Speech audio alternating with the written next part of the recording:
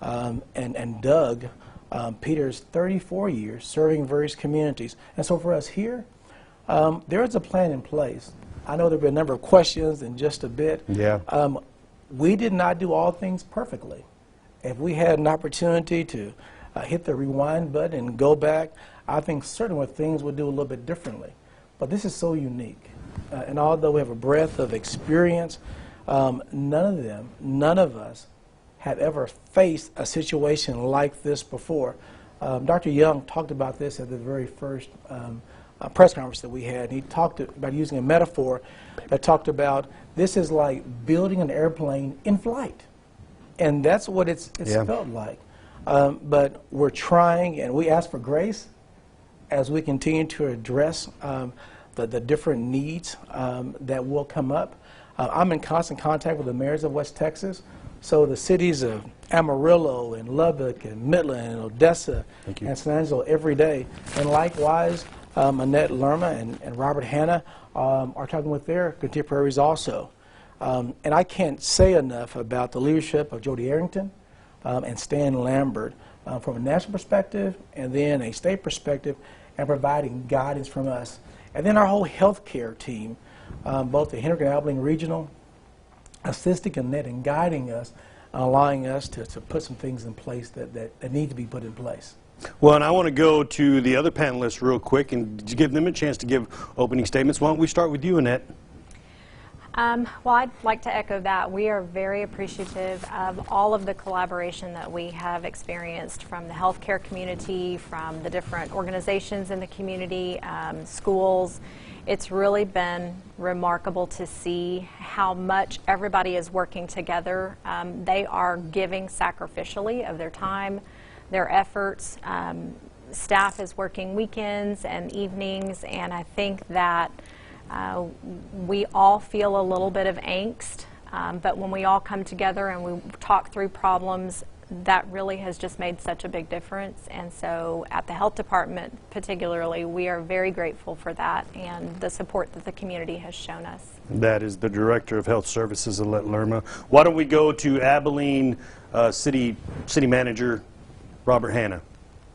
Sure. So I'm also talking to my peers in the big country. I've got a text message chain with about 7 or 8 different city managers in the region, and we're working hard to make sure we're all on the same page in our response, that we stay ahead of the curve, that we have an opportunity to make sure that our communities and our elected officials are informed of what's going on.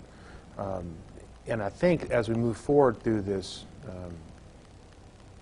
pandemic, we'll be able to continue to communicate like that. I think it's really important to make sure what other cities are doing. I don't want to be necessarily behind what other communities are doing in our response. I also don't want to panic, and I want to make sure that we don't kill our local economy. You know, small business is the driver for us in many ways, and I want to make sure that the impact that's made upon small business is as minimal as possible while still protecting that public health. And it's a balancing act, and it's something that I think we've done for the most part well. Mayor Williams is correct. There are some things that if I go back in time I'd probably maybe do a little differently, but I don't think they were mistakes in the sense of you know, wonder blunders. I think they're just more strategic errors on our part, but you know, the first casualty of any war is a plan, so we adapt and overcome. All right. That is Robert Hanna. And the CEO of the Abilene Chamber of Commerce. We want to give you a chance to, Doug Peters, to make an opening statement. Sure, thank you. So the Abilene Chamber of Commerce has been in service to this community, particularly the businesses that we represent, as a nonprofit private business association since 1908. So we have a little bit of history. We've led the business community through tragedy, through wars, through weather events, certainly through 9/11. So we have a little bit of experience there. We know that communication is key. We have spent a tremendous amount of time with our professional staff understanding the situation, because in order to respond to it appropriately, we feel very strongly that we have to know what we're talking about. I want to just take a second to recognize our city's leadership. Robert Hanna, our city manager, has been on call to me anytime we've needed it. And when the business community has reached out, asking for clarity, asking for information on how certain things affect them, what the expectation of business is, and the expectation of employers, he has been extremely responsive. I have peers across the country, and we're a part of the same sorts of networks as the city manager and others. They don't have that luxury of being able to communicate directly with city leaders in positions of authority. The same goes with our mayor.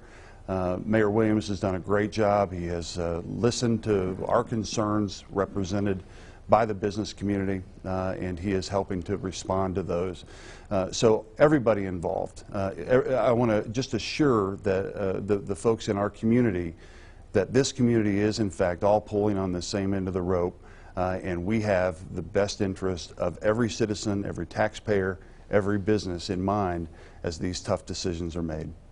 All right, Doug Peters, Abilene Chamber of Commerce. Well, we had viewers send in our questions for our panel, and we're going to get right to the big question for Mayor Anthony Williams. Everybody is asking, are we considering, or are we going to go to a shelter-in-place situations like so many other towns around us have done?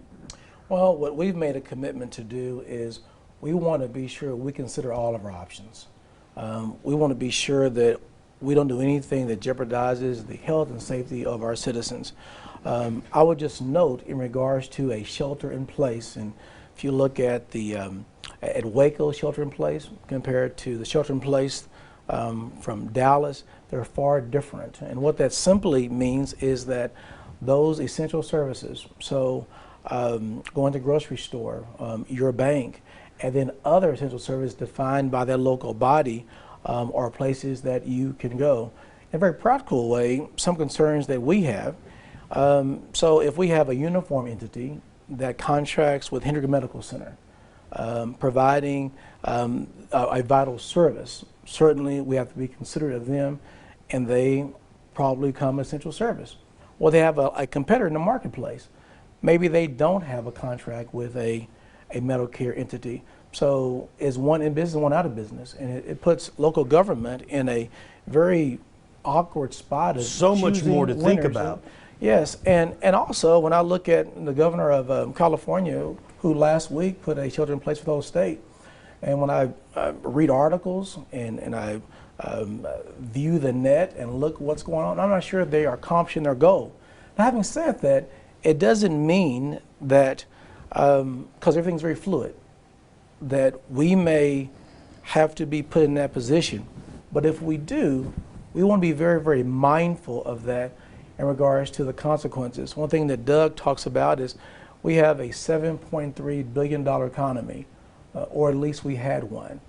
We had a growth of 600 million in the last 3 years, unemployment rate of around 3%. Because of these events, our commerce and our community has been affected. And so we don't want an attempt to address issues for our cure to be a detriment trying to address the virus. Now, Mayor, we're just getting these new numbers in on our tests coming in. These are new numbers posted on the city's website, like the city said that they would be doing. Still no positive cases. But again, this goes back to this question, if there is a positive case, for instance, if these numbers were to come in with a positive case or two, would that automatically trigger the shelter-in-place scenario? It doesn't automatically say we're going to go a shelter in place, but depending on what the numbers look like, the council needs to have a conversation. And not just the council, but we are conferring with the governor's office, with CDC, HHS, Jody Arrington. I mean, we're bringing everyone to the table to make the best decision. What's been very helpful is just sitting down with the medical community and allowing them to lead and guide us. And so again, it's very fluid. You know, something that I say in this moment, I may have a different answer on Thursday because of the fluidity of the situation. Okay. Well, we're going to go to a question from one of our viewers. This question is from Jamie. My wife has health problems. Why wait until the virus has officially spread to our area? Because before you shelter in place, there are many others that have health problems as well. And I guess, Mayor, you could answer that. Annette could answer that. Even and I think perhaps maybe we all should answer that. You know, I have an option of sheltering in place my family today. I can make a decision that our family is in our home and we are not leaving our home. So I have that option. And we're saying we're not, eventually we'll get to that point, but we don't want to overreact. We want to be very, very mindful and considerate of all the implications. We have not been sitting on our hands. We have been engaged every single day having conversations in regards to how should we respond. And I think, if I want to talk to my peers in other like communities, Abilene is doing a good job because all the key stakeholders are engaged. Annette, what you have an answer for that question, or? Well, so what we've been telling clients and citizens that call in is that if they do have someone in their family that is more at risk, I have elderly parents. They are indoors. We are taking turns bringing them meals. And so like the mayor said, I think that's very important. You can make that decision on your own. And you certainly have to weigh your risk of if you don't have someone that can go do those things for you and you are at risk. I know we have lots of services by calling 211. There are many organizations that will reach out and help. But that's our message, is that every individual has to make that decision for themselves and their family. And I think this next question a lot of people are wanting to know, and this could be Annette or Robert Hanna, our city manager. This is, many are asking why tests were delayed and if the problem is unique to Abilene. So I'm going to follow up a little bit with a shelter-in-place comment. Okay, I'll be happy sure. to answer that, because I have a different perspective on this, because I'm the guy that has to actually enforce whatever the mayor or the judge would decree from a shelter-in-place standpoint. It's not working in California. You can go on Facebook and you can go on other media outlets and you can see people are still going about their daily lives. So I think the mayor really hit on something. If you feel the need to shelter in place, shelter in place. If you're sick, stay home. If you're an employer and you have an employee who calls in and says, look, I'm not feeling well, give them the grace and the courtesy and the respect of the rest of your workforce. Let them stay home. We're going to be able to beat this thing and stay in front of the curve if we are proactive and we make those sorts of sacrifices and give our employees that type of grace. The other thing I'd say about the test results is that a couple things are going on. First, the state of Texas said they weren't ever going to, at the very beginning, they weren't going to release these numbers. Okay? Partly because it's a fluid situation. They didn't fully understand if they were going to be able to have an accurate reporting, a number of reportings. We think our numbers are about as accurate as they can be, but it's relying upon the private practitioners in town to report to us whether or not they've administered these tests or called for these tests with the private clinics. So we are certain, one thing, that we're releasing them now. We'll continue to release them. They'll be updated on a daily basis at noon on our website. People can go to abilenetx.gov. And at the very top of the website, there's a little red blinking light that says COVID-19 updates. You can click on that and get to this information. And the other thing I said, and I said this yesterday, I think, to another reporting agency, is that I want to be very sure that we don't make lepers of members in our community who may have this disease. It is not a death sentence, and it is not anything to cause a great deal of panic over. We want to make sure we suppress as much as we can the novel coronavirus, but at the same time, everybody panicking is probably the worst thing that can happen to us in response. Annette, I know this is something that you deal with on a regular basis, and you answered this question earlier. You may want to update some of that as well.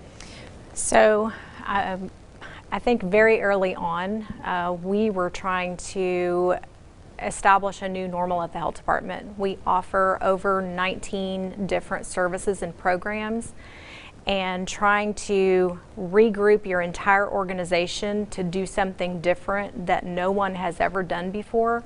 It was important that we take time to educate ourselves, that we retrain staff to do a job that they've never done before. And so getting all of those processes in place and training staff appropriately Initially, we weren't putting out a lot of information to the public, and it was really just because we needed time to regroup and organize within the health department. I think that is done. The staff has responded amazingly, and so we're ready to start sharing information with the community, educating more appropriately, and so we intend to do that moving forward. Well, and I think with that line of answers, y'all have really answered the next few questions. And one of them was, you know, there are cities like Lubbock, San Angelo that are putting out the numbers daily. We're going to start doing that. Sure. It sounds like also you just answered why we waited to put out those numbers. You went through that. This next one is for Doug Peters.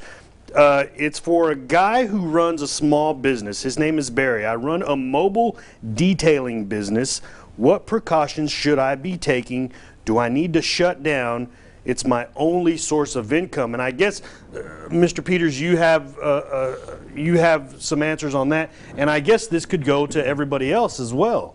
Well, and I welcome our experts to correct me on this, but what we're telling our members is use common sense. When you're in a situation where you could potentially be exposed, wear protective gear. Sanitize your hands often. Don't touch your face. Don't put 8 people in the car with you that you're detailing. I think that we are all very well aware of all of the recommendations that we're hearing from multiple media outlets, the Centers for Disease Control, our own local health district. They're being very, very informative in telling us how to combat, avoid, and really escape the massive things that we're seeing happen in other communities around our nation. So I think we want every business in the chamber of its 1,300 companies that we represent. 85% of them are small businesses. We want them to continue commerce, to be smart about it, to be very practical, and to exercise every ounce of caution that they possibly can, because we don't want to get to that place where there is a mandate that we all have to stay home. We understand that people's paychecks depend on them performing a service. We want that to continue to the extent that it can. Mr. Peters, and you've been really good about putting out information about misinformation that's out there. Yes, sir. And bringing that to light. Can you talk a little bit about that and all the misinformation that is out there concerning what we're going through now? Absolutely. There are no conspiracies. We have exhausted our research on every single rumor that we have heard since this crisis began. I can tell you that you can put a lot of confidence and faith in the people that I am sitting with here in this panel. They know what they're talking about. When in doubt, verify the information that you're getting. We are chasing down the answers for all of those rumors. I reached out to the city manager the other night and said, are the gas pumps closing down at midnight? After what I felt to be an eye roll over the phone, I was told, no, they're not closing down at midnight. So we just have to really be smart, trust but verify. When in doubt, reach out to the chamber. We are chasing down all of these things so that the folks that have to be on the front line and responding to this don't have to take their eye off the ball in order to do that. I just add, if I may, that I'm always available to anybody to ask any question. I'm on Facebook. I've had a number of citizens friend request me. I will accept your friend request. You want to send me a message on Facebook, you can do it that way. You want to email me, it's robert.hanna, H-A-N-N-A, @abilenetx.gov. Send me your question. If I can't answer it, if I don't know the answer, I've got a wealth of resources that I will find the answer for you. This is not a time to panic. It's a time for people to go about their lives, to run their small business, to take care of their families, to put the food on the table, and to use the little old West Texas common sense. We've said this a couple times before today, but we will get through this as a team and as a community. All right, this next question for Annette from Sam. How are we ensuring everyone, including low-income and uninsured people, can get tested and treated at no cost? So there's a couple of different ways that testing can occur. There's testing that goes through a private laboratory, and there's testing that goes through the public health department. What we're encouraging citizens to do is to reach out initially to your primary health provider. They're going to ask you questions over the phone. They're going to determine your symptoms. They're going to look at your history of where you may have traveled. They're going to look at any underlying health concerns that you may have, and they're going to decide whether you're a candidate for testing or not. If you call the health department, we have nursing staff and medical providers that are going to do the same thing. They're going to go through that process. We are directing the uninsured to the health department, and we are directing the insured to your normal healthcare provider. So with insurance, you can get that done through regular insurance processes. And if they are tested through the health department and they meet that CDC criteria, then all of that is done for free and they don't pay. And speaking of low cost and low income, what about Mayor or Mr. Hanna, what about water bills, utility bills? How is the city handling those things? Well, and I also want to let Robert segue, is we want to be responsible. We want to assist our neighbors. We want them to pay the bill if they can. If there is a situation with their bill, I would direct them to have a conversation with city administration and allow them to work out something. We don't want, in the midst of trying to address the various associated with this crisis, to let a utility bill provide another additional obstacle. I'd add that just as the mayor's indicated and we've said in a previous press conference, we will provide grace to our customers. This is an exceptional time for our community and for our state and country and the world, really. And water is a basic need, and we're going to make sure our citizens have basic needs. If we have people who are abusing and take advantage of that grace, I will visit with them and we will make whatever decisions appropriate. But if we have people that are in good faith in a difficult situation, we will provide all the grace necessary for them to continue to support their family with the basic needs of water. Thank you. And so much of this response to COVID-19 has to do with business because of everybody staying home. This next question for Doug, people are asking about small business loans. They don't want to get further in debt, so why take out a small business loan if you are the owner of a small business? Well, that's an excellent question and one that we've worked to address. I was on the phone this morning with my peers and Congressman Arrington. We have talked with our good friend Calvin Davis with the U.S. Small Business Administration. We don't encourage anyone to take a nickel of debt that they don't absolutely have to have. But what I can tell you is that by working with our local lending institutions, the federal government has loosened lending regulations. You're able to borrow money if you have to. That has deferred payments, 3 months, which hopefully gets us out of this. Cash is rolling again. You're able to take that on. Interest only, very flexible terms. The U.S. Small Business Administration, as you'll find by visiting, and I want to share this web address, my team at the Chamber is second to none. They have been a step ahead on collecting and posting resources since before this began. But if you go to businessresourceabilene.com, businessresourceabilene.com, everything that you need to know about what is available to the small business constituency, even to larger employers who have a great deal of a great number of employees. What are the expectations of those folks? Do factories have to shut down? How do they protect their workforce when you have 300 or 400 or 600 people in one place? All of that information is collected right there, and it's coming from sources, again, like Calvin Davis with the U.S. Small Business Administration, who we work with very closely, our local lending leaders, and there are resources out there. Even if you in a line of credit and you need to extend terms, talk to your banker, because they're going to be your front line in getting through this with as little collateral damage economically to your small business as possible. Well, and Mayor, as a small business owner yourself, what's your message to other people in your position, other small business owners? You know, I think Doug will tell you that 85% of all of our businesses here in Abilene are 2 employees or less. I was speaking to a business owner last week that had a significant reduction in revenue just from the previous week, 25% to be precise. They had to, because 3/4 of their expenditures are payroll, they had to reduce hours. So their employees just received a pay cut of 25%. What we've talked about, we want to provide an opportunity not to have our economy collapse. And so what Doug didn't say, Doug had a survey of around 1,500 business people last week. Doug has been in conversation with Stan Lambert's office, Judy Harrington's office, the governor's office, and trying to come up with some opportunities. There will be some ways that we can provide a hand up so we can maintain the strong economy that's been with us in recent years. Well, and that segues into our next question for Mr. Peters. What resources are being made available for those who have lost work? That question from Sam as well.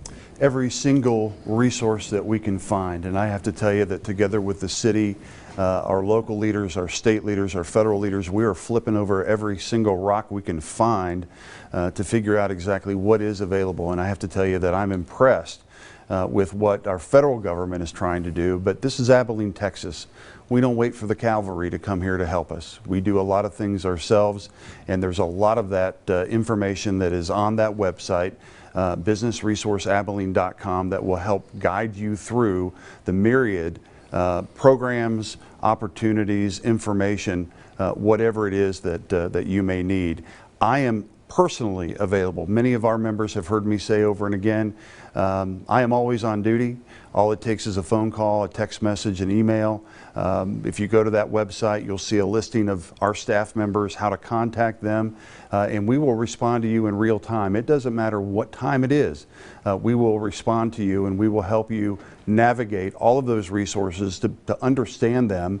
But keep your eyes peeled, because as this situation is fluid, so are the resources being assembled to respond to it. And City Manager Robert Hanna wanted to say a little something about that. I do. I think if someone finds himself in need of assistance, call 211. You know, 211 is the number that's set up statewide to be able to help people find the resources they need in times of tragedy like this or times of stress.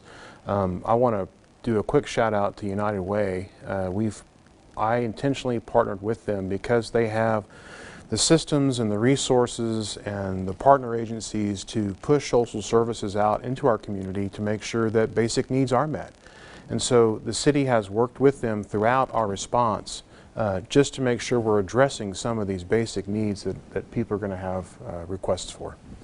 And I would like to, I really appreciate Robert and Kathy Ashby will be on in just a bit because we're going to have some of our families that will be in need, that will be affected more than some of us.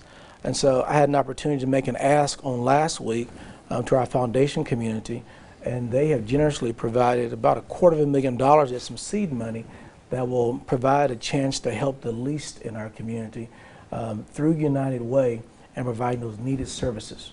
And I'm sure that extends to, and the next question is rent and mortgage. I'm sure people don't have to worry about being evicted. Y'all kind of answered those questions, even with the 211. We do. I'll just add that the Supreme Court, I'm going to say this wrong, but I think it was the Supreme Court of Texas temporarily suspended people's ability to evict somebody for a small window, but some window, and that's been challenged.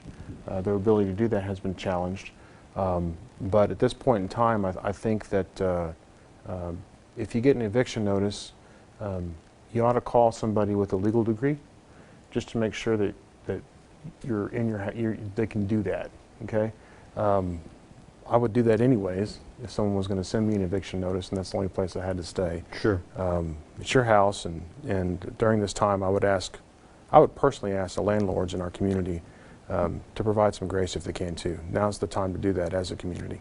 Well, and let me just add very quickly, it is a great time to reach out to those folks that you may have debt with, including your landlords. Don't wait until you're overextended. Get with them early, figure out a plan, pay what you can, ask for deferred lease payment options. Many landlords are willing to work with you, but understand too that they're business people, they have bills of their own to pay.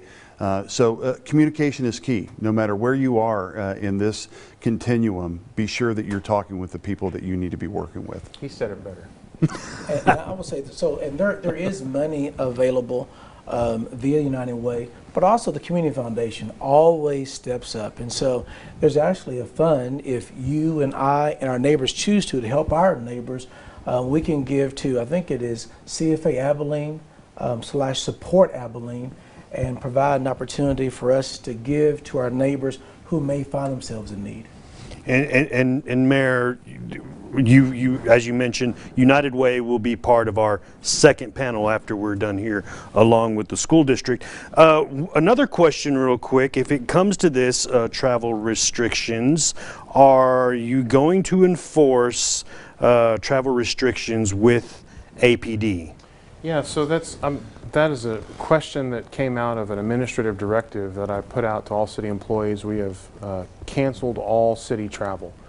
Now, I can't reach into employees' private life and prevent them from traveling. Wouldn't want to.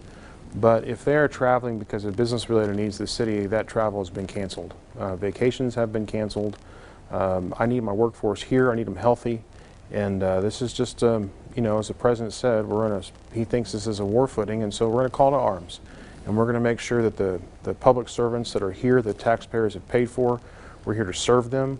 Our police department's ready, our fire department's ready, our health department's ready, public works, solid waste, water utilities, sewer services. We are ready to serve this community, and we will do so with honor and distinction. And didn't some of the city employees transition into the 211 role as to... They have transitioned. In fact, we're going to send 7 more tomorrow morning, if it hasn't already been done already, because the state of Texas has said we're getting a heightened number of calls and we need to stand up more stations, and so we'll be sending additional personnel to do that. And I appreciate the mayor and the council's leadership in approving that economic development agreement that allowed us to do that today, or yesterday. And Mayor, you mentioned the Community Foundation of Abilene and people donating to them. There is that website there. If you want to donate, and you can donate, you can help your neighbors through that website, the Community Foundation of Abilene. Next question for Doug Peters. The Abilene Convention and Visitors Bureau has released numbers about the losses the hospitality industry is facing with so many event cancellations, with 56 groups canceling. They calculate to $5.3 million loss. What do you say to these groups to encourage them to postpone rather than to completely just get rid of their event? That's exactly, Victor, what I say to them. If you have an event in Abilene, Texas that you have to approach differently because of this situation, don't cancel, postpone. Those dollars, many local residents don't really realize how many of us walking around this community are here for a day or two or a weekend. And that accounts for an awful lot of economic impact right here, and we all benefit from it. We may not see it, we may not feel it, but when you lose that many hotel bookings from these events that are coming to our community that we don't know about, a $5.3 million economic impact just immediately from this crisis will be felt. It's felt in the hospitality industry, hotels, restaurants, all of those kinds of things. We're seeing it. I was out at the airport today. There were maybe 20 cars in the parking lot. 20 cars at our airport. We all need to do our part to try to bolster that vacuum effect that's been created by folks being forced to not be here.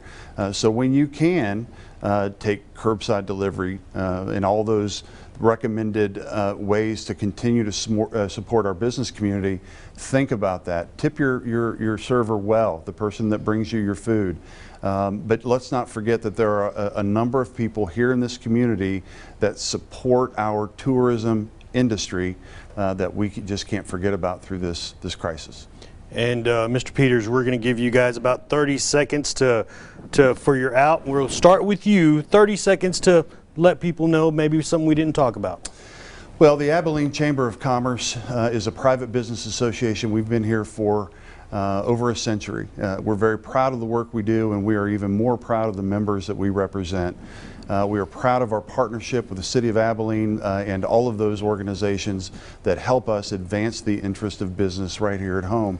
While this is a unique situation for those of us who are in it at the moment, this is not a new situation for Abilene, Texas. We've been through crisis before. We have emerged strong, and I have, without any reservation in my mind, a very strong belief that we will come out of this better than we've ever been. It's going to be painful, but we will get there, and we'll get there together. Mr. Peters, thank you very much. President, CEO of the Abilene Chamber of Commerce. Next, let's go to Annette Lerma. Well, I think it's good to kind of recognize that we're each approaching this from a different perspective. I, of course, am approaching it from a public health standpoint, and the economic impact is certainly just as important as that, because it all leads to the vitality of an entire community. And so I think that just conveying that message that there is no cover-up of anything, that we're all sitting around the same table, we're all having those discussions, talking about it from a different perspective. But we do absolutely have the citizens' best interest at heart. We live in this community too. We want it to be healthy and also vital. Director of Health Services, Annette Lerma. Next, we go to Abilene City Manager Robert Hanna. So I just want to reiterate the fact that the city is ready to serve. You know, during times of crisis like these, I think they can be defining moments for the community. You've got a council that is seriously committed to maintaining the public's health, safety, and welfare throughout this crisis, but also doing it and balancing it almost on a razor's edge of not having the cure be worse than the disease. And what I mean by that is simply making sure that we do our level best to keep the economic engines of our community thriving to the best that we can during what is going to be a downturn. There's no way around it. We're in the middle of one, and we're just going to have to make the best of it. I will also say that there are opportunities to give, be it through the Community Foundation or United Way or any other social agency for that matter. Abilene United, you can text Abilene United to 41-444, I think is the number. That's an opportunity to give. The mayor mentioned the Community Foundation. That's also an opportunity to give. There are other social agencies out there that can help. The bottom line is take care of each other, take care of your neighbor. Now's the time for all of us to come together as a community and to help each other through this. And your city is going to be an integral part of that, and we are here to serve. Abilene City Manager Robert Hanna, thank you very much for being here. And last but not least, Mayor Anthony Williams. We're going to be okay. Maybe not tomorrow, maybe not next week, but we're going to be okay. We're going to be okay because this is Abilene, Texas. And whenever we're faced with an obstacle, we work together for the common good of this community. I am proud of Abilene. Been proud of Abilene before, but in this situation, in this obstacle, I am even more proud of how we work together for the citizens. And thank you, Victor. Thank you, Nexstar. Thanks for a chance for us to communicate to our neighbors. All right, thank you all for being here. When we come back on our coronavirus special, Hope Not Hype, we're going to be talking to school officials and, like the mayor said, the United Way of Abilene to see how we can help more people. All right, we're back in 2 minutes. Thank you all for being here.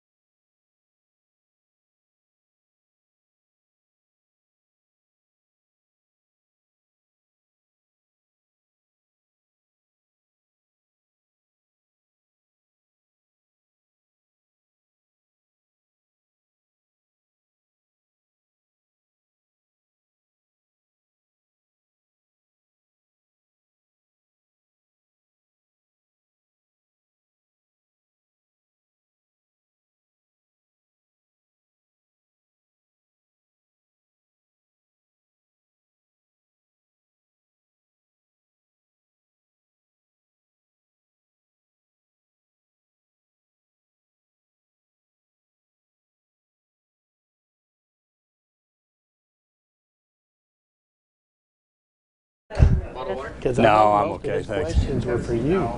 Well, I was going to get the bag. That's all right. Now, I look better from a distance, David. I've got a face that was made for radio.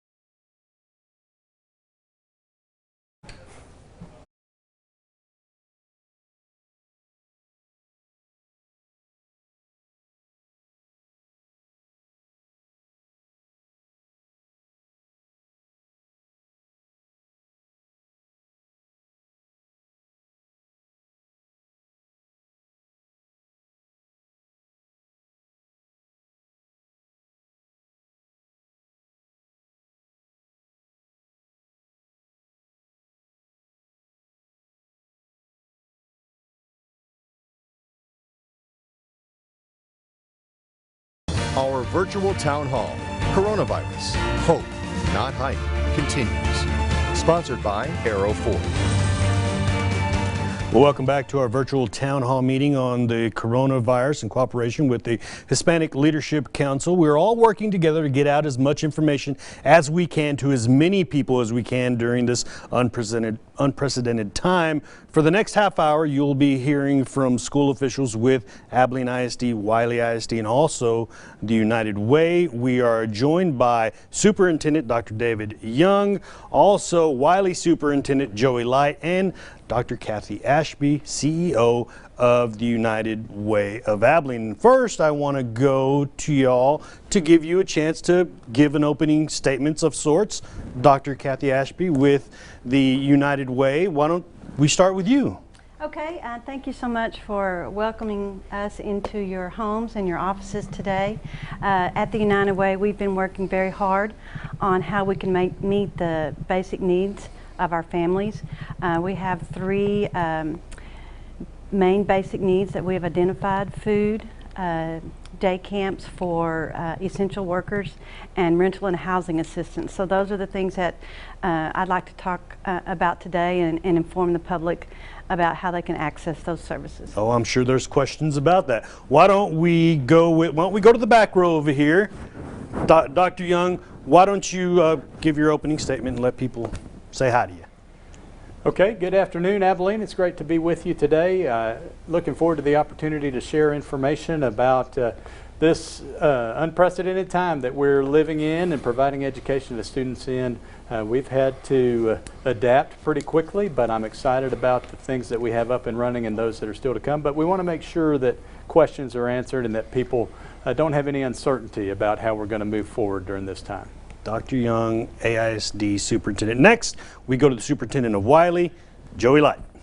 Well, thanks for having us today, and this is a great opportunity for us to get out the word to Wiley ISD and all the folks that are involved with us. And just a reminder, we are, as Dr. Young said, we're in new territory.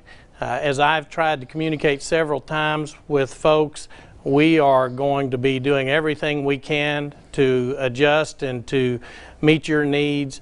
And we're going to also ask that you communicate with us as we work through the process of delivering instruction in a new way and trying to give feedback and reciprocating that feedback to our community. Well, we're going to get right into the questions from our viewers. For the superintendents, people want to know, so far, I know it's early, but how is the online learning going and how did the Chromebook distribution go? Dr. Young, we'll go to you first. Okay.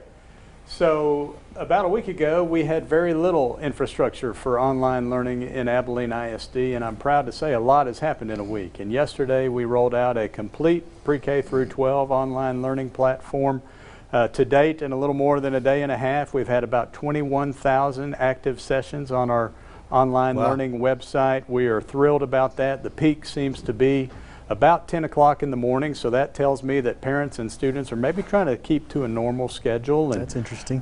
We are excited about that. An interesting thing that we're seeing is we're even seeing hits on that website from outside of Abilene. And so while we're certainly wanting to take care of our students, it's just fun to see that people from all over the nation actually are accessing our site.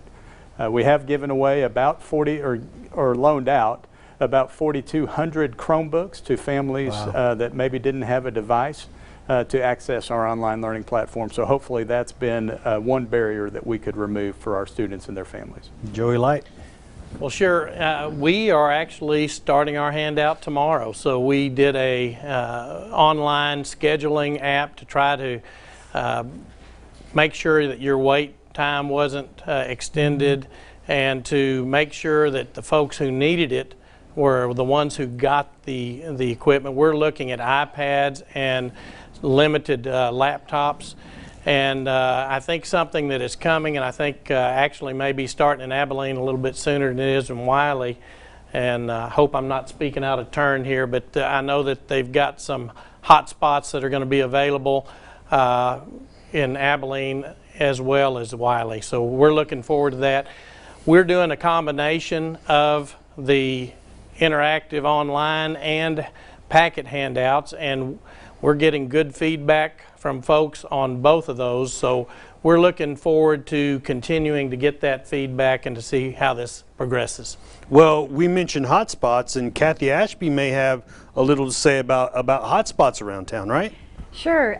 We do have some information available on free and discounted internet resources for the families of students.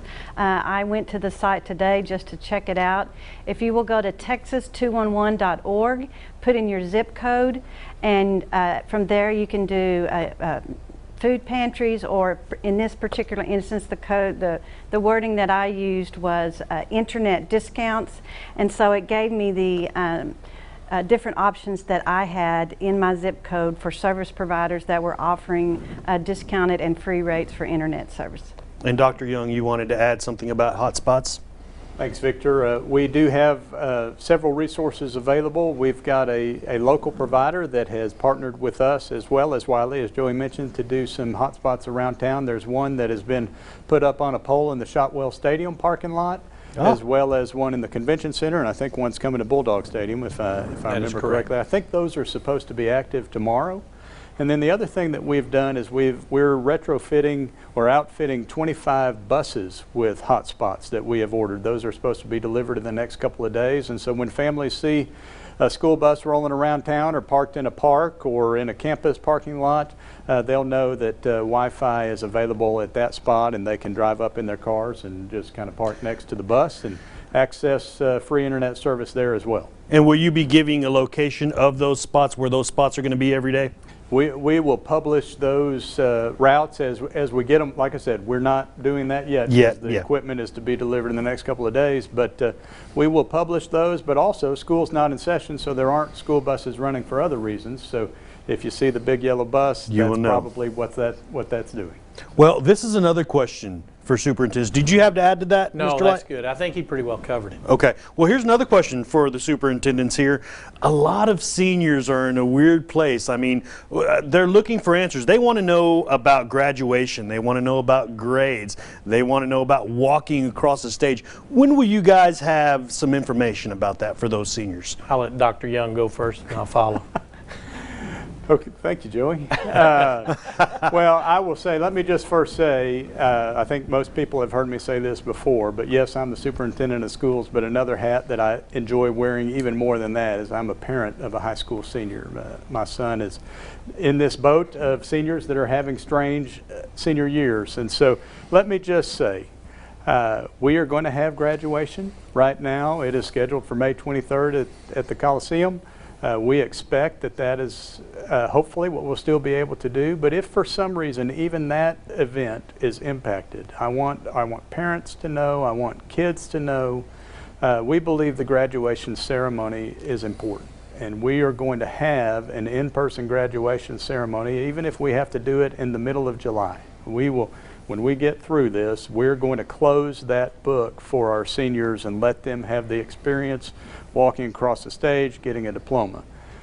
Grading wise, just know there are more questions than answers here, and some of them require changes to our board policy.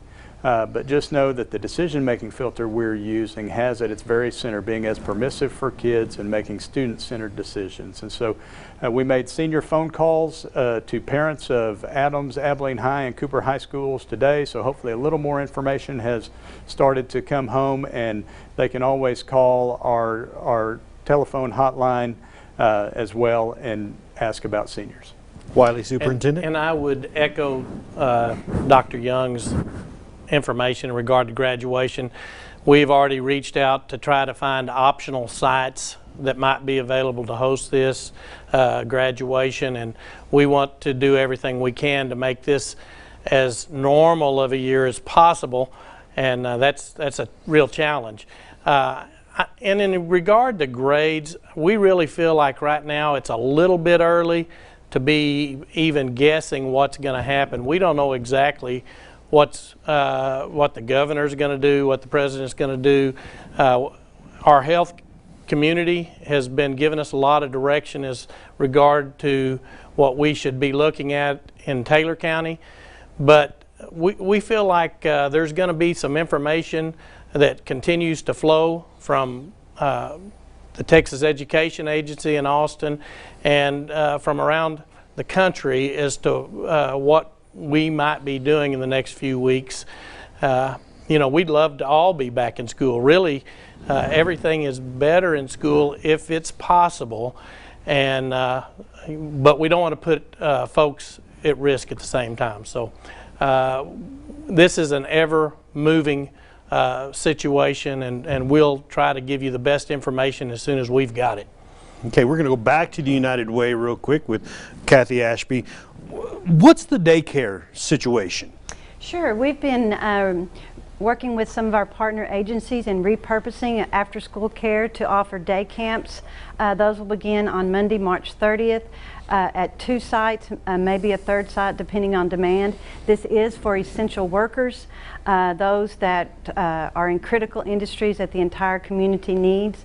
We started yesterday accepting applications from parents in those industries, and about 80% of the parents are in they work at a hospital or some sort of healthcare facility or lab or clinic, and so those are available on our website and also on the websites of the Abilene, the YMCA, the Alliance for Women and Children, and the Boys and Girls Club. The other thing that I want to make sure we don't run out of time and talk about is rental and housing assistance. Yes. We have made a significant donation to the Christian Service Center, and so if you are employed and you are displaced, you have lost some of your hours, or if you've even lost your job, you can apply for housing and rental assistance through the Christian Service Center at their website beginning on Thursday. And then we wanted to ask you about the 211 call center. How's that going? I understand it's being staffed by city employees as well. We have ramped up our 211 call center down at the United Way building, very similar to what we did during Hurricane Harvey a few years ago with city employees, and then with our tornado. We have extended hours and additional callers in addition to our normal staff. The City of Abilene and other volunteers are manning those phones. Calls are up, and that's a great resource to find out which food pantry is open, which internet service, more information about the day camp, etc. Okay, we got about 3 minutes left. I want to go to Dr. Young, Abilene ISD. We want to give you a final minute to say whatever you'd like to say. Okay, I want to touch on something that we haven't yet had the chance to talk about, and that is meal service. Yeah. And I just want our community to know, and it really is a community thing. It doesn't matter whether you're an Abilene ISD student, Wiley ISD student, free and reduced lunch, not free and reduced lunch. We have breakfast service at 7 sites currently, Johnston, Bowie, the 4 middle schools, and of course, because I'm on TV, the third elementary has slipped my mind. I'll think of it in a second. But you can go to Big Country homepage. You can find that there. 7 to 9 a.m. breakfast, 11 to 1 p.m. is lunch. You do not have to have your children in the car with you to get up to 6 meals, and that's something I want to make sure that that's very clear for people. Is that we don't expect you to get out in large numbers. That you can come get those meals at your convenience. Okay, in our last minute, we go to Wiley Superintendent Joey Light. And I would echo the sentiment on the meals. Just realize we are a little different than Abilene ISD, and I think most of the folks that have been going to West Junior High, you've been getting those meals as needed. We're going to do everything we can to help you out there, and again, it doesn't, if you have students, we want to serve those students. I would also like to say something that we are going to be doing is we're going to continue to work with the Texas Education Agency, and we're going to be getting directives on a lot of things that impact us in the future. And so some of this is in our hands, some of it will not be in our hands, but we will do everything we can to communicate that with you and to give you the information as quickly as possible. All right. Well, we want to thank y'all for being here, taking the time to be here, and answering our viewer question. Thanks again. All right. That does it for our special panel on coronavirus, hope, not hype. You can go back and watch this on our website at bigcountryhomepage.com. Thank you for being here.